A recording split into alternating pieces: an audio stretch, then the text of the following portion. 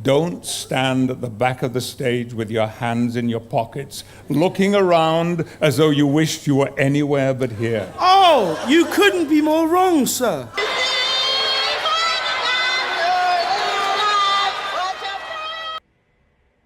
What? Forget it.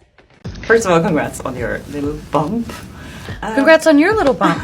You wanted the new album coming up? Seriously, bro? Yo, stop talking to me. Okay.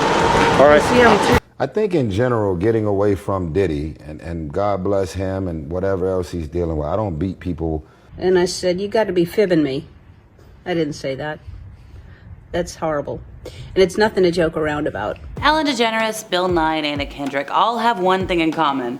They've all been accused of being absolutely awful behind the veil of Hollywood. So in the year 2020, at the time, current and former staffers began airing claims that Ellen had mistreated employees and fostered a toxic work environment on her very popular daytime show. And then celebrities started sharing their own stories about the comedian. So stars like Brad Garrett and Leah Thompson expressed some very negative sentiments towards Ellen, claiming her nice persona was a facade. And we'll get into that in a moment. While others, including Scooter Braun and Katy Perry, defended the star. And honestly, hindsight's 2020, Scooter Braun defending somebody is a bit of a red flag in my opinion. So let's dive into things. Starting with Brad Garrett, the Everybody Loves Raymond star. He called out the comedian via Twitter on July 31st of the same year, and he appeared on Ellen's show multiple times, so I think he's got a good grasp of things. So he shared the Variety article about the comedian. The one with the letter that was apologizing to staffers who felt disrespected, because in that letter, Ellen said that she hadn't been able to closely manage the show as it grew in recent years, and then Brad Garrett said, sorry, but it comes from the top, and tagged Ellen directly. He continued on to say that he knew more than one person who was treated horribly by Ellen, adding that her behavior was common knowledge. Oof. Let's go over to Leah Thompson, the Back to the Future star. So she added on to that message. She said that Ellen's mistreatment of others was common knowledge. She said this in a reply to People's Report about Brad's comment and said, true story, it is. She didn't elaborate and she didn't need to. Let's see, who else has something to say? Oh, when Mariah Carey appeared on The Ellen Show in 2008, Ellen was pushing her to announce her pregnancy. Now, Mariah said quietly that she didn't want to discuss that on television, and I respect that. So then Ellen asked her to toast with something instead.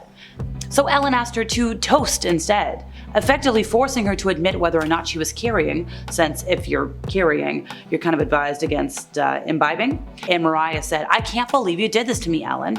And then Ellen was like, well, let's toast to you not being pregnant, if you're not pregnant.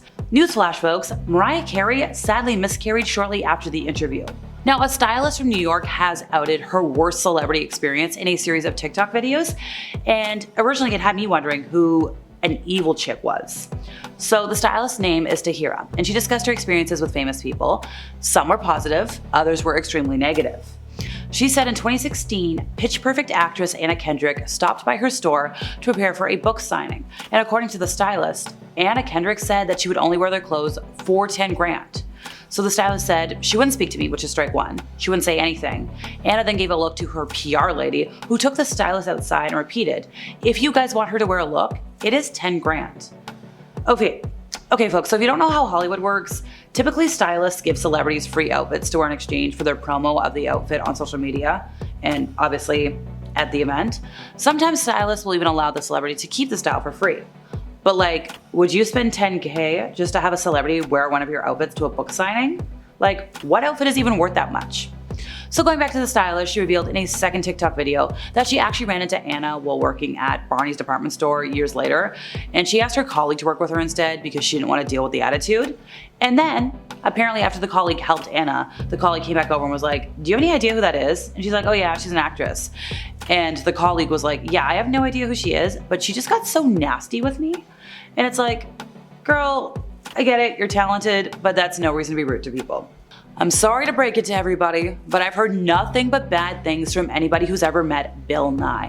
I know he's a hero to a lot of you, and it breaks my heart to say, but apparently it's a Hollywood open secret that the man is a total jerk.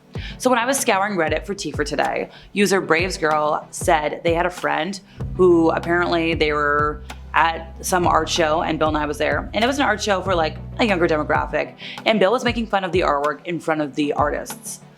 And they said, and I quote, "What a jerk." User K80bot said that Bill Nye was a guest judge on a reality show that they were on back in 2014. He was a jerk and made some very comments to them about their engineering skills, which, like, ew, gross. They said both of those were two of the most arrogant people they'd ever encountered. The actual astronauts, on the other hand, were as down to earth as could be, which great for them, but also just like, Bill Nye, really? That's just so sad. So James Corden saw his career skyrocket when he brought the world carpool karaoke while hosting The Late Late Show, only for the public to turn on the talk show host, leading to a lot of folks to wonder, okay, what was going on? Why does everybody hate James Corden? There's a lot of stories that exist that call into question his off-camera personal conduct, which has been sadly widely documented by the media. Also, are we all forgetting the infamous and very uncomfortable encounter with Patrick Stewart at the 2010 Glamour Awards, where Sir Patrick Stewart told James Corden off for looking like he would rather be anywhere else? Also, it doesn't help that James Corden's performance in The Prom as a queer character was seen as very stereotypical and offensive, and his Golden Globe nomination for the role only heightened the outrage. And by the way, James Corden has been the recipient of criticism not just from folks like us, folks at home, but from a lot of significant industry workers, other than Sir Patrick Stewart. British TV director Craig Duncan worked with James Corden on the British game show The League of Their Own, where the host was ultimately telling the director how to direct, which, like, you don't do that, you don't do that. When speaking with the crew about how to capture the scene, James Corden apparently intervened, yelling, "What the F is going on here? It's obvious what you do. It's so obvious how you get it. It's stupid. Dude, that is not the move." This happened after the director had already observed James Corden ridiculing and embarrassing a writer. Which, by the way, James Corden was also reportedly very rude to the staff of quite a few of the projects he was involved in. So, when asked by Jimmy Fallon to name 2 members of his Late Late Show crew in the Spill Your Guts segment that he did once, he couldn't do it. He opted to drink a fish smoothie instead. Which, like, sir, you can't name 2 people on your crew? Come on.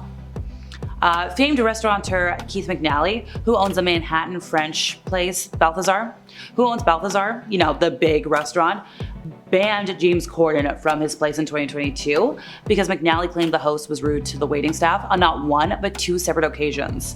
Apparently, James Corden demanded all these freebies and he threatened to post bad reviews, and it was just really icky. During an interview with comedian Theo Von, Roseanne Bar once said, "Nobody passed away in the mass extinction event of the 1930s and 40s. That's the truth." And hey, as if casual major world event denial wasn't horrific enough for her, she immediately escalated her rhetoric, saying, "It should happen. People should pass away right now, because they cause all the problems in the world. But it never happened." I'm sorry, that statement made my jaw hit the floor. She, once upon a time, decided to do this really gosh awful interpretation of the national anthem. She got kicked off of the reboot of her own sitcom with a very awful tweet about former White House advisor Valerie Jarrett. She championed problematic conspiracy theories during the crazy world events a couple years back, and I think that's everything I can say without getting thrown off the internet, because it only gets worse from there, folks. And that's all for today, folks. I've been Alexa. See ya!